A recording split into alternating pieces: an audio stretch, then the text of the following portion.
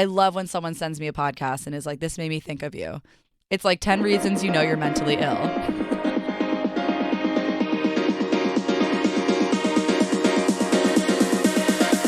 Wait, it's not that deep.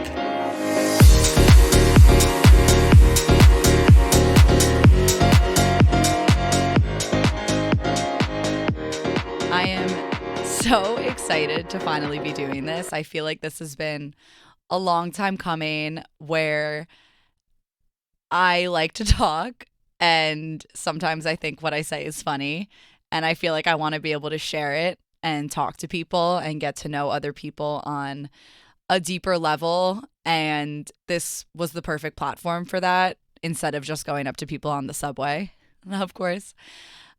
It was like a few years ago I was in Florence and I had a funny experience and I wanted to share it with people because I just thought, wow, everyone deserves a laugh at this. And it was a 15-minute segment, I would call it, if that, of the podcast that I had created at the time, copyright to SoundCloud only. And I called it The Dish with D. And then I made on Canva like a plate with a fork and a knife on it. And then in like Comic Sans, I had written The Dish with D.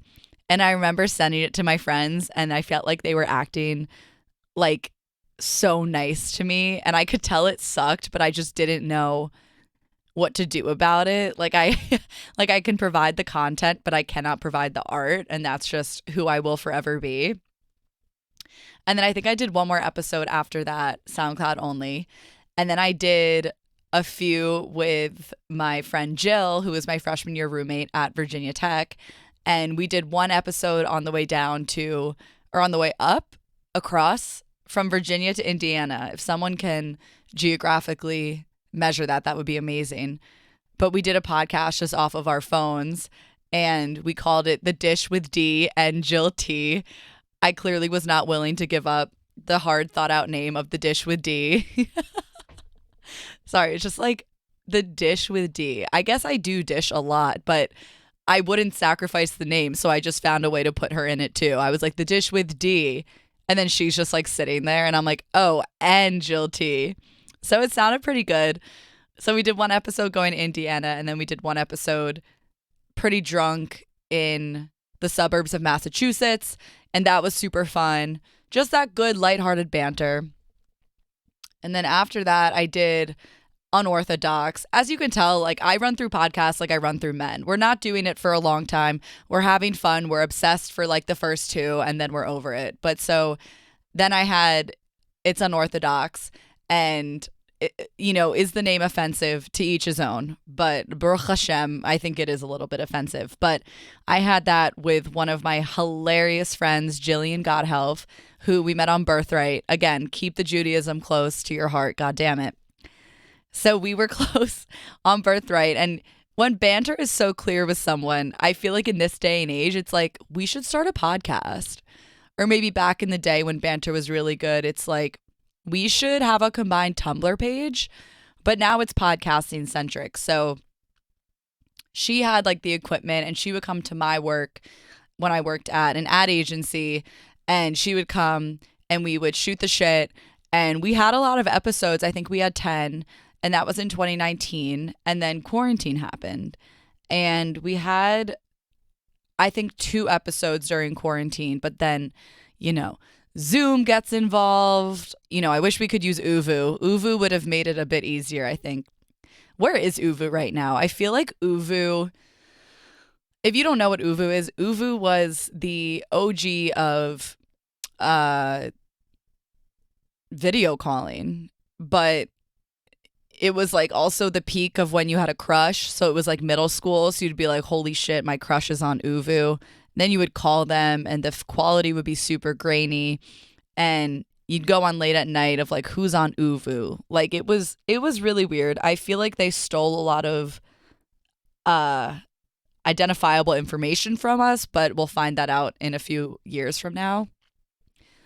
But we had Zoom, Jillian and I, and the quality just wasn't good. I feel like banter is so tough when you're not in person with someone. Body language, it's facial expressions, things were delayed. It it just wasn't hitting the way that it should have. So we stopped doing that. We're still friends. I'm big on not burning bridges unless it's funny. I'll burn a bridge in a second if I think I'll get a funny story from it, but that hasn't happened yet. So since then, I feel like I'm the type of bitch that'll be like, you guys, I want to start a podcast. And then people will encourage me, but guess who's going to make that happen? It's not them, it's me. A year ago, I remember I was in LA with my friends and I was like, I really want to start a podcast. I feel like I have so much to say, and I really do say it all, but I feel like to have a medium to share it, to find other people to relate to you is so important and so significant for me because I have a lot of feelings. I want to talk about a lot of topics, and podcasting is my favorite medium. I'm always listening to a podcast. I do it for education purposes. I do it to laugh. I do it to cry, to share it with others. I love when someone sends me a podcast and is like, this made me think of you. It's like 10 reasons you know you're mentally ill. I'm like, oh my God, I love when people think of me when they're listening to my favorite medium. So I was in LA and I was like, I feel like I want to start a podcast. And then I had started planning on production and how to actually get this thing off the ground running. And you could have all the tools, but if you don't have the mindset, it's not going anywhere. And I know that. And I felt like I wasn't fully committed, but I liked saying that I was committed. But I think I was going to call it, dare I say, the dish with D. I think I was going to call it the dish with D. I had understood how to record and all that sort of thing. Of course, I spent like $500 on equipment, which my mom will always be like, you have to commit to something and then make the purchases for it. Obviously, this is a theme in my life, but I kind of come from the mindset of like, if I buy it, then I'll use it. And then as I've gotten older, as with most things, my mom unfortunately is correct. Like I should have fully been committed and then gone that further step. But alas, I'm learning. Whenever I make mistakes, I'm like, whenever I make like pretty significant mistakes, my mom is like, you're just learning, Dana. You're just learning. Like she's so nice to me. But so I kind of just stopped doing the podcast. I had written like on a Google Doc, when you open a fresh Google Doc and you're like, let's get this show on the road, people. And then I didn't end up doing it. And I didn't really feel like I wanted to do it at the time. I feel like to put so much effort into something, you want to be able to see it down the road. And if you don't know exactly where your head's at the time or what you want to be doing at the time, it's kind of hard. So within the last few weeks, I would say, I feel like I've had a new zest, and zest for life transforms in different ways for different people. So for some people, it could mean like moving across the country and realizing there's a lot more to offer. For me, okay, that was just one example. Getting a puppy, perhaps. I don't know. For me, it's accessing and tapping into that creative side of my brain that I kind of get to use it at work, but my corporate self is not that different from myself, which I appreciate. I applaud people who can have a multiple personalities when it comes to their corporate job. Like I've had friends be, when you hear your friend on the phone of their job and you're like, bitch, you do not talk like that. But that's how they talk at work. That's what they're doing at work, and good for them. But I just don't think I'm capable of becoming a different person unless it's 1 a.m. after way too much tequila. Like then I can promise you I will be a different person, but I'm still going to be hilarious and kind of out of control. But so at work, to be yourself is very special, of course, but it is so great to have another outlet of where you can express yourself. And so I do that through comedy, and I love doing that through comedy, but that has a limit, right? I'm not doing an hour special. Like, no. I'll probably do like 6 to 10 minutes, something like that. And those are kind of more, or can be more rehearsed. kind of cleaned up jokes. Not so much for me. I need to clean up my jokes quite bad. That's been the feedback, and that's okay. But to have an area of your life where you can fully be yourself, it's really exciting and it's special. And I think a lot of people decide to start a podcast because of that, because it's a great channel other than their job, or they're a mom or a dad and they want to have a different way of expressing themselves and different topics to talk about with different people. And I am all for that. I think it is amazing because people want to listen to that. It's an escape.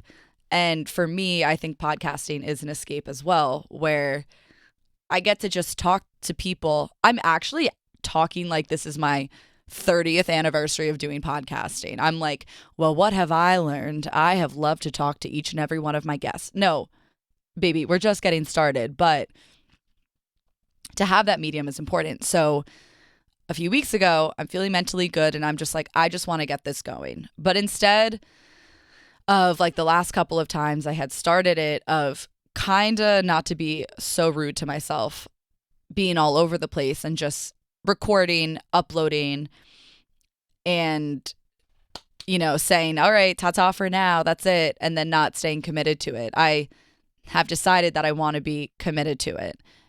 And it can be scary. Like, it's, you know, is anyone going to listen? Is it going to be funny? Am I going to be able to get guests that actually want to talk to me and find people who want to go deeper, that sort of thing? And it's hard to differentiate yourself in this space right now, but I'm not really looking to differentiate myself. I'm just looking to entertain people and make people laugh, make people think, and learn a lot from my guests. I think I'm not going into it with an expectation of I want X, Y, and Z. This is just solely like an export of thoughts. And so instead of just starting and recording and uploading to SoundCloud, fucking love SoundCloud, I decided that I wanted to take more time, and I feel like I'm taking my mom's advice of laying the groundwork first and then getting the materials, because the materials will come. If you get the materials first, the groundwork might not be there anymore. And so I am so lucky to have an incredible system around me. Oh my God, big brother. Incredible, creative, smart people around me who are always open to giving me feedback, being brutally honest. And so I came up with the title to be called Not That Deep. And obviously to have a dirty martini on the front. Also, the font of Not That Deep is the same font as this beautiful piece of art. I'm sure people have seen it before. I'm sure there's different renditions, but the original piece of art has New York, New York, New York, New York, New York on it, which I love it here. So I figured that would look really cool with Not That Deep. And then, my God, I love a martini. I've been a martini for 3 years in a row as my Halloween costume. I've degraded myself 3 years in a row and gotten a dog cone from Petco. So it was only fitting to have my favorite drink and costume on the title as well. As for the concept of it, this came from a day before I was recording this. I was with a new friend of mine. His name is Michael Parker, and he's a friend of my friend who lives in Dallas. Don't you love friends of friends? Like, I love getting a text from a friend and being like, you should meet my friend. And then you meet that friend and you're like out and someone asks how you know each other. And then you guys say that we share the same friend. And that's fun because then you guys become friends. And friends being friends is just amazing. I love nothing more than combining my friends with each other. And then I sit in the corner like a proud mommy at ballet. And I'm like, look at them. Look at those fucking plies. Oh my God, I love it. But so Michael and I went to the Hoodie Allen concert. And before you judge me, before you say, Dana, aren't you a little old to be supporting Hoodie Allen? The answer is yes. I'm not denying that me being at Hoodie Allen was weird. I'm not denying that me pushing my friends and everyone I know to go to Hoodie Allen was weird. I agree. Trust me. But Hoodie Allen, I feel like it's like if they did like Rugrats on Broadway, my ass would be there because that is so nostalgic. I love nostalgia. I think that that's probably something I should be working on in therapy. My friend literally was like, is there a deeper reason why you want to go to Hoodie Allen? Like my friend Jess literally asked me that because I kept asking her, and I think she got worried about me. She was like, Dana, I understand that you want to go, but you just have to open up to me. Is there a deeper reason? Like what's going on? And I was like, all right, fuck you. I'm going to find someone else to go with me that won't question me. So then Michael was supposed to have a dinner that night, and every single one of my friends had gotten so sick of me asking them, and they rejected me from the get-go. But I figured they would budge because I'm cute, and none of them budged. We have a special relationship with Hoodie Allen, me and my friends, because back in, I'll say 2013, that makes sense. God, was that when like World War II was? Why was that so long ago? So, also, I'm just kidding. But so, recording a podcast by yourself is so weird because I'm just talking to myself. And then it's concerning how long I can go on for. Because I've never done this before. I know people are definitely thinking that I talk to myself like when I'm at home, but I don't. My roommate's there. But so, also talking to yourself for 23 minutes is kind of different than being like, where's my keys? Like, that's fine. Where's my shoes? That's fine. 23 minutes is mental illness. But I have mental illness, so it's fine. But so, oh God, see, this is one of those times where I would be like, what was I saying? Okay, so in 2013, me and my 3 friends went to Hoodie Allen for my friend Meg's birthday. She arranged for her parents to drive us into the city to Webster Hall. We dressed like little sluts. And the night before, I had a dream, an epiphany, if you will, that I was going to dance on stage to Hoodie Allen. And listen, I'm not calling myself the White Raven Simone, but what would you call that? So I had this dream, and then we're at Hoodie Allen, and I wish I made out with someone there. I think that would have made this story come full circle, but beggars cannot be choosers. So we're shaking ass. I think we weren't big like blue vodka drinkers. Remember like Blue V, Blue UV? But we did drink something. I don't know. I wasn't drunk though. I had gotten keratin that day, which meant my hair was pinned straight and I couldn't sweat. She's like, you better not be going to a concert. Every single Jewish girl has had keratin in her life. Don't fucking try me. Like, society teaches you not to have curly hair. Okay, that's for another time. But so we're at Hoodie Allen, and he's like, all right, guys, gonna have a dance competition. And I'm like, wait, are you kidding me? It's like that scene in Final Destination where they're like, I've seen this before. I have seen this before. And I did like the ending. So I ended up getting on some guy's shoulders. I probably weighed 102. I mean, I was making him look good. And I get called up on stage, me and 3 other people. So it's a dance competition. So each of us goes individually. I would have just preferred if they had like one song and then we all dance and then people get kicked off, like a hula hoop competition. This should have been like a hula hoop competition instead of singling people out. And I think that if I did perform well at this, I wouldn't feel like I wished it was a hula hoop competition setup.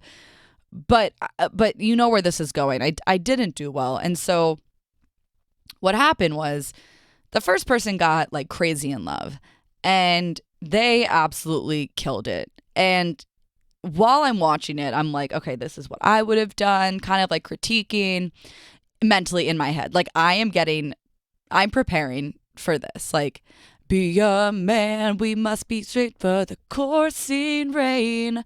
And so then the next person gets some like Chris Brown song.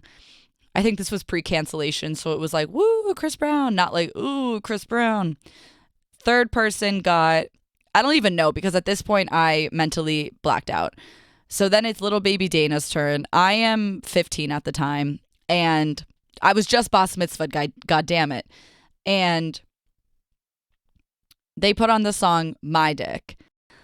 It was impossible. Honestly, every once in a while now, I think it's a way to cure my trauma. I'll play it and then try to act out how I would have danced, and I can't get the tune right. It's physically impossible, and my body was a limp noodle, not because I was drunk, just because my bra was falling down. My strapless bra was falling down. I hate strapless bras because they act like they're going to stick to you, and they act like they're going to hold you up, and then they fall down, and then they're like, "Oh, you wanted to wear me more than twice? Fuck you." So my strapless bra, that was probably my mom's, honestly, is like down to my outie belly button. So I'm trying to dance. I start getting booed off of stage. I'm wearing white shorts before Memorial Day. I mean, I am just an atrocity. And I'm getting booed off of stage. And it was one of the first times where I felt severely humbled. It would not be the last. It just wouldn't. But I couldn't believe it. I couldn't believe I wasn't asked to go backstage and like see a therapist / psychologist that in there, because they had no idea the trauma that this is going to cause me later in life. And then I went back to my friends and I felt like they were low-key embarrassed. I don't know if anyone else has been on stage before, but like when you come off and your friends are like eating your asshole, they're like, "You were amazing." Like my friends were just like, "Ha ha ha ha." And then like back to on the phone, like back to Hoodie Allen. And I felt like people forgot about what just happened to me. But I think that's trauma, and I think that's why I'm funny, honestly. And so I had not seen him since. And what happened was, after we went, we kind of set the precedent for our town. And I'm from a town called Westfield, New Jersey. Woo, Blue Devils. Who said that? And so then when I was, a few months later, my entire town, like all the hot people at my school, decided, "Oh my God, we should go see Hoodie Allen in New York City." Are you joking me? No one's recognizing the queen that laid the groundwork for you guys to be able to even have interest in this. So Hoodie, of course, is going to the city on the one date that my stupid cousin, just kidding, I love you, Izzy, my stupid cousin was getting bat mitzvahed. And like, you can't just miss your cousin's bat mitzvah for Hoodie Allen. I feel like if I had Beyonce tickets, that wouldn't even be acceptable. Like, you don't miss your cousin's bat mitzvah. And looking back, I would have been pissed if I wasn't there.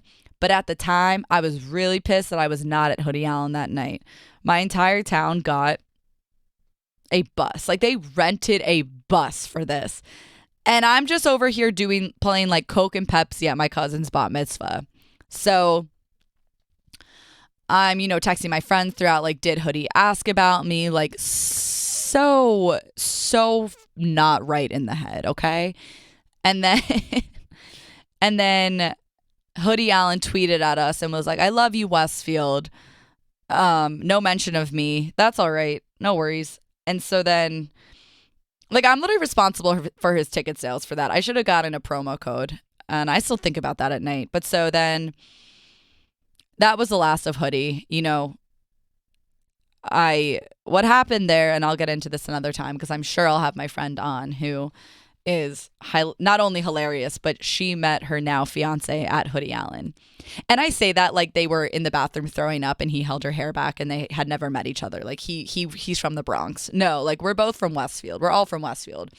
And they had known each other, but they connected, if you will, at Hoodie Allen. And so am I pissed I'm not there? 100%. Like, can you hear it in my voice? But I'm really happy for them. And that made it so much more iconic that Hoodie Allen was coming back to the city this past week. So he was actually the opener for Bryce Fine. He wasn't on his own tour, which is like kind of embarrassing, but he advertised it like he was the main hotshot, which is why advertising, ad placement is everything, people, because no one even knew that Bryce Fine was there. Okay. So that's why I want all my friends to go, because it was so iconic, blah, blah, blah. So circling back to Michael Parker, the friend of a friend, remember? He and I met on Sunday. We send the friend a photo. And I tell him about Hoodie Allen, how none of my friends will go with me and I can't go alone. He says, I would have gone with you, but I have a dinner tomorrow night. Okay. I think he's bullshitting me because people like to lie to me because I believe them. But then I'll get so upset when I find out that they lied. So people don't really lie to me, I guess. Well, if they do, I don't know. But so, because I'll believe them. But so he went and texted me 2 hours before the concert. It's like 5:30. And he's like, Dana, I have a sign from the hoodie gods. My dinner just got canceled. Like, I cream my pants. I am so stoked. We buy tickets. It was one of those great New York nights because you don't get nights like those often because, I'm tired or that's it. I won't do a lot because I'm tired. And also it's a Monday. It's a Monday night.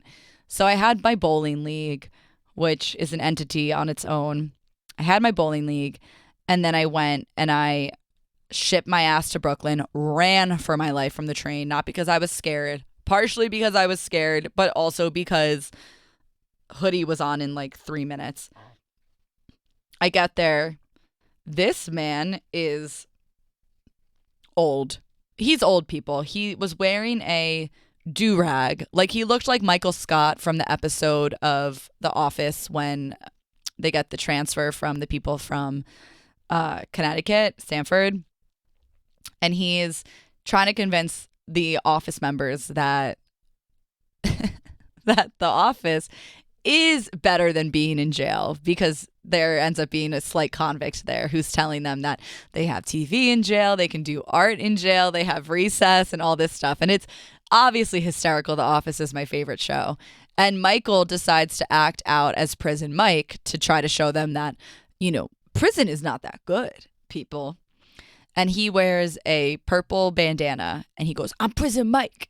And then he goes, the Dementors were flying all over the place, like as in Harry Potter. And it is, my friends and I will wear purple bandanas and just do the damn thing because it is hysterical. It does not get old.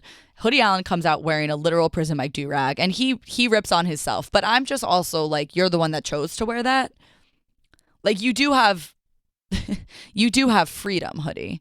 And then, I mean, it was a great concert. But while we were there and there was the break between Hoodie and Bryce Vine, Michael was like, wait, Dana, I was thinking about your podcast last night, which flattered.